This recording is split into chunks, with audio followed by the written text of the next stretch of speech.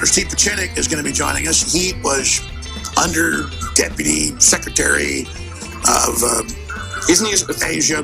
CIA guy too? All of it. Yeah, he helped found Delta Force. He did the Camp David Accords. That was his first big thing. Was the psych warfare. He was a psych warfare guy for the CIA and everything else. Right. But the point is that he co-wrote the Tom Clancy books. He was one of the big sources for Tom Clancy. Boy, those Clancy books were always predictive, weren't they? Yeah. Of what was coming. Holy crap! Really predictive. I've always enjoyed that. But Pieczenik was on like 10 years ago. He's been on this like 15, like predicting. And then the EU is going to start collapsing. And there's going to be a big nationalist movement. And then it's going to happen. And we're going to have He's a pretty smart guy.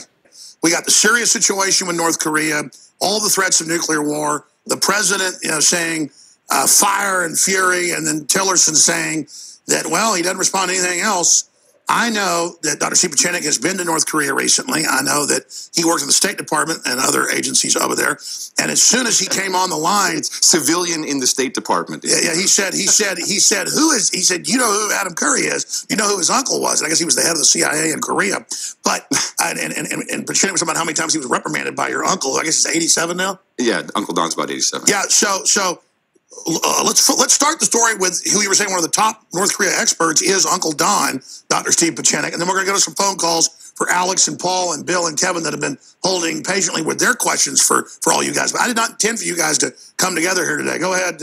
Well, as fortune would have it, I was a great admirer of your uncle because we worked together, and often when I was overseas and exceeded my boundaries, it was Don who would call me in, bring me to the White House, have a very nice lunch, and say, I can't say in the real words here, but he was very appropriate, and I had a great admiration for him. He is really the finest that we have produced in the CIA or anywhere else. He was an incredible individual. He still is. Yeah, I'm going to a little bit about North Korea now. And I don't want to spoil the feast that's going on, the food feast, but unfortunately what Trump did had nothing to do with North Korea. I hate to spoil it for the New York Times, the Washington Post, and everybody else, but everybody called it incorrectly. For months, I've been on your show and I said, please look at the war between India and China, and nobody took me seriously. As of today, and now they're saying they're about to go to war.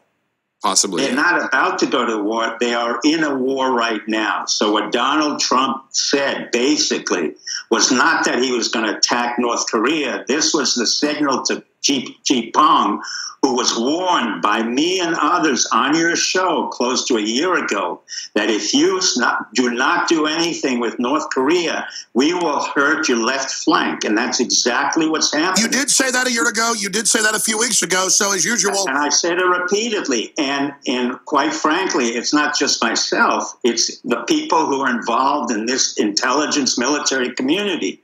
And what I'm trying to explain to the world is that we have nothing real concern with North Korea. Number one, Kim Jong-un is not irrational. Number two, the country's not going to war. Number three, it doesn't serve anybody's purpose. Number four, they're more fearful of China and Japan than they are of anyone else, and also of Russia. So those of us who want to attack Russia or anybody else, step back a little bit and understand what the strategy is. And Don Gregg would have understood this perfectly. Number one, North Korea is really an extension of Xi Jinping or China. There's no way the nuclear weapons there could have come out of anywhere else but China. And this is Trump's way of saying to China, we've had it. I'm exhausted. I'm tired with you. And if you think in any way I'm going to back off on you, China, not North Korea, on China, you see what I'm doing. And honestly, everybody's attention went to North Korea when I've been warning everybody to look to the borders of Bhutan.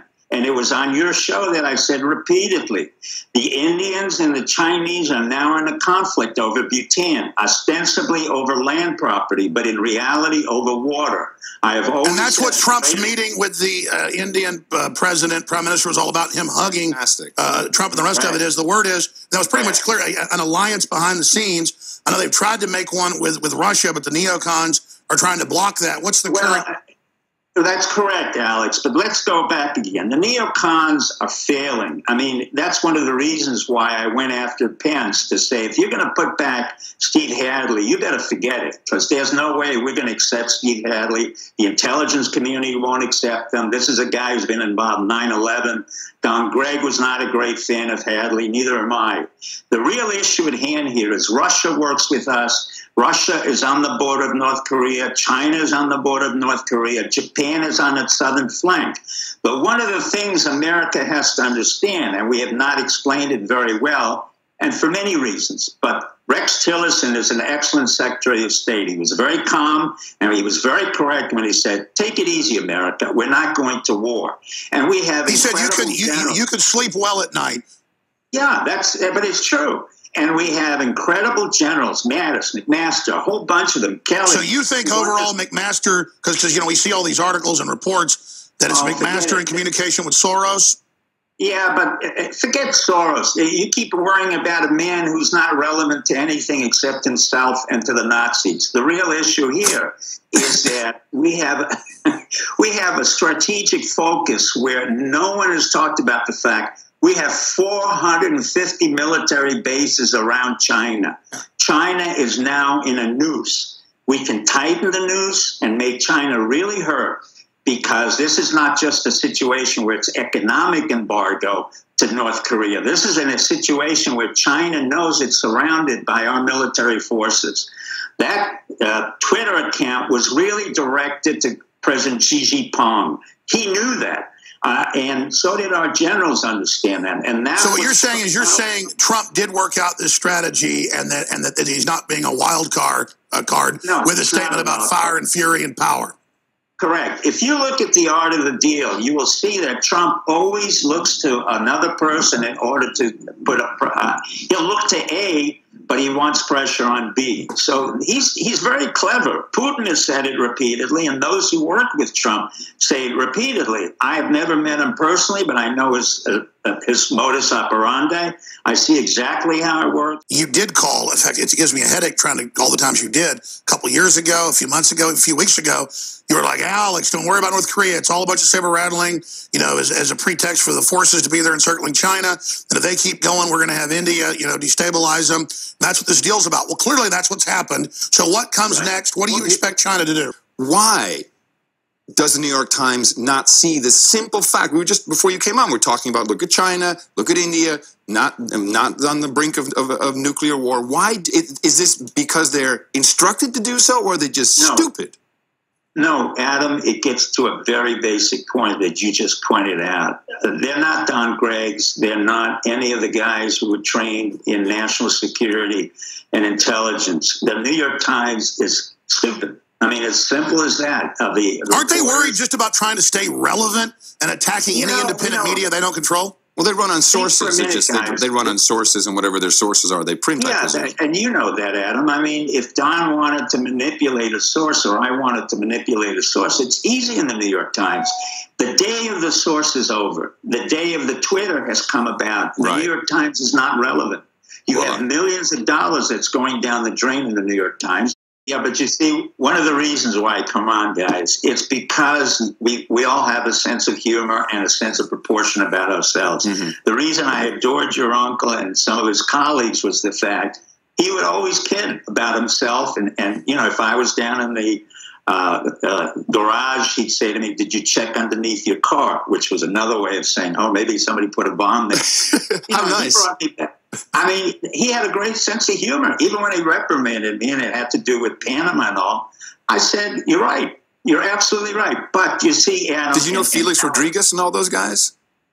Well, I don't want to get into Elizabeth Noriega, but he's the only one who could call me back, and he was the only one I listened to. Mm-hmm. But you got to understand one thing. The Don Greggs of the world, and those of us who were trained in the 70s and 60s and 80s, we were trained by MIT. We were trained by national character. Don Gregg knows national character. He knows strategy. He knows tactics. And I'm not sure we have that anymore in the intelligence community. And he could not get into the White House when Obama was there. They would not let him in. You got people in suits with swipe cards who actually watch movies and think they're like secret agents. Well, no meeting. Again, it's ignorance and arrogance, my friend. The two elements that defeated Hillary, and I said that to you, Alex, for a long time, was ignorance and arrogance of Hillary. She had $100 million of worthless advice, and there was Trump with Twitter, cost him nothing. Now, how can you explain that other than basic stupidity and And that's why they're all freaking out. If you're going to hit North Korea, you got to pretty much destroy. Or would a decapitation, if it went that way, Dr. Pieczenik, in your view, work? Well, the issue of decapitation is interesting. I mean, that's always been what we call a scenario that's been up there. But one of the reasons why Kim Jong-un is nervous and keeps on pushing the buttons, as Don Gregg understands this very well, is the fact that he's really signaling to us that if we had a discussion in terms of keeping him in power, he would calm down somewhat. And that's what the Chinese response is towards. And in fact, we're saying, look, you can't continue this kind of behavior, one, in North Korea, but more importantly in China. We can decapitate him in terms of taking him out tactically, not strategically. I told you the borders are too close. DMZ is 30 miles away from Seoul. Any attack would totally obliterate Seoul. We're talking about millions of people. I just don't see it happening at all. This is. I'm saying if you do it, you have to wipe all those troops out because they've all got dead man switches to attack if they don't get orders. No, what the gentleman I think was referring to is a specific assassination. That's why I brought up decapitation. Yeah. Yeah, but in reality, it sounds easier than it is. It's not a complicated process, but I don't want to get into it here. The truth of the matter is that Kim Jong-un wants to remain as part of the familial heritage to maintain power, and he will give away a lot in order to remain in power. But he knows from one thing, and Don Gregg always knew this, that if we took away the atomic bomb from Saddam Hussein or any weapons, then we took him out. We took out Gaddafi, gave us the weapons. I understand. He knows that if he has weapons and missiles, then he's a player and gets left alone. Correct. And he gets left alone. It's his insurance policy. It doesn't really work. I mean, the missiles aren't all that great, and he's not going to go to war. But he has to have some kind of assurance that he will remain in power. This, to me, is just more of the same, and definitely, as you point out, towards China. And what I think may be happening is if we can present a deal to Kim Jong-un, which would be, like Hong Kong, reunification in 50 years or 90 years, you'll be the guy that did it. We'll totally give you all the props and the honors, but you got to get rid of the nuclear arsenal. That Maybe you want to be our ambassador to Korea, North Korea. I mean, I'm in. Your lineage is very strong. I mean, I think Adam has the right idea. It's not a complicated situation. If you boycott China, within 30 days, the communist government's finished. Well, it sounds easier than it is. The reality is we do have economic pressure, but what we are doing, and I can't speak on behalf of this administration, but it's been done before, and that is the intelligence community and the military communities running what we call a financial war.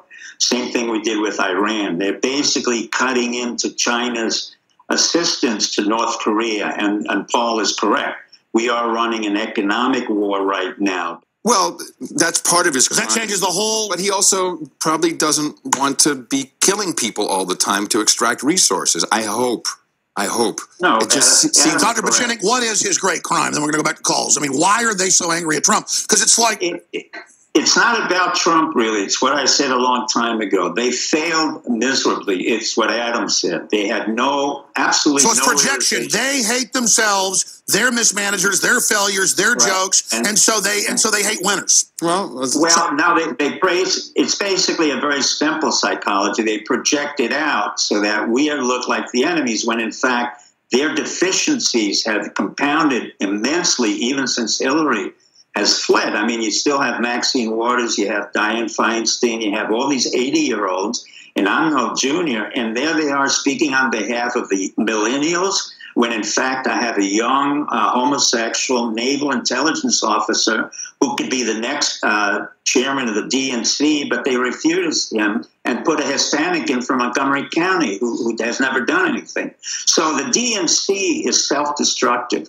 What's happening is you're the fly in the ointment that constantly is there and reminding them of their incompetency. And never forget the fact that you're still around and you came out of nowhere and you have somebody like Adam or whoever else, that creates envy. Envy in the system is very destructive. That means they have to destroy you and they want to destroy themselves. The reality is the more they keep hitting you, or when they call you to court, or when they did this or that, it doesn't matter.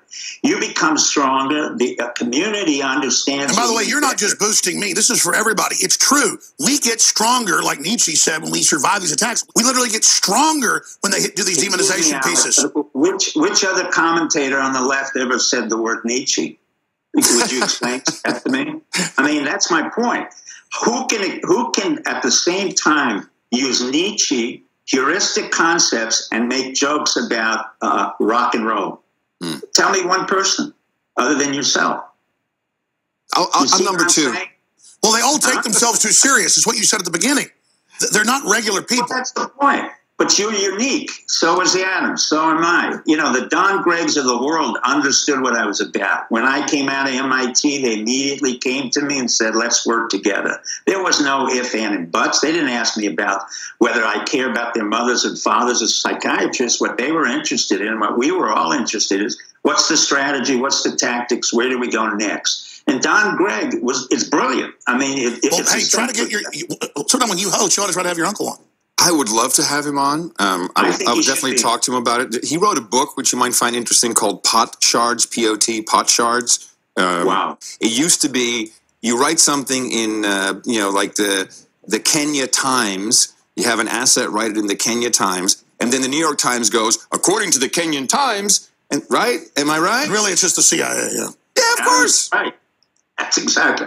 You see, what happened is you blew apart the entire system. And that was part of what I said in the internet. And, of course, who brought the internet in, with all due respect? It was people like Don Gregg, the CIA, and DARPA that brought it in the 1970s, and they trained guys like us at MIT. But there's some talk that the elite thought it was their total control arm, but instead, Patriots Inside really had it as the ultimate sabotage of the elite. But I think it's a machine we're building, the people built together using it, that the elites are fighting over. You think that's an accurate statement? Well, you got to understand, in our world, or my world, the elite is Don Gregg. It's not the New York Times. The elite are the people who worked with Don Gregg and others, and I'm not going to mention them, but that is the elite that was the elite. They were part of the Council on Foreign Relations. Some of us left, as I did. Some remain, but the real elite has never been part of the New York Times or the Washington Post. Adam can tell you, when did David Ignatius of the Washington Post ever call up Don Gregg for information recently? Never. Well, because they don't want truth. They want to regurgitate what some think tank or elitist wanted. Let's, Kevin. Well, they're basically much more sycophants than that, and they're opportunists. And the problem is, if Don Gregg is not relevant today, which he is to me, the other elite, the more important elite in terms of intelligence and military, than he is to the ongoing discussions, then they don't call a Don Gregg anymore. But I would always say to ask, well, where's Don Gregg? What does he think? Sure. The point is they don't want to know what North Korea really is. They just want to make something up. Well, if they put that out, it becomes more of a fantasy land and becomes dangerous. If it bleeds, it leads. It's much better for ratings, and that is the bottom line. The bottom line. I wasn't a trailblazer. They were doing it. Gay frogs? Yes, gay frogs. The WB frog? Yeah, well, that's atrazine. Atrazine is a real issue. It's not being discussed at all. He's just laughing. He's like, I can't believe I'm alive. What's funny is, actually, you hit on a soft spot right now. There's this whole new genetic editing called CRISPR, where they can create anything they want. So, in effect, we're all in the same boat. Unicorns didn't exist, but we could engineer a baby now with a big pink unicorn horn. Yeah, you got it. Could probably even engineer him to crap Skittles. Hey, Dr. Steve Pieczenik. Hey, we're going to come right back with Roger Stone, Adam Curry. Amazing. Thank you so much. Thank you very much. All right. Nice to meet you, Steve. Yeah, crazy show.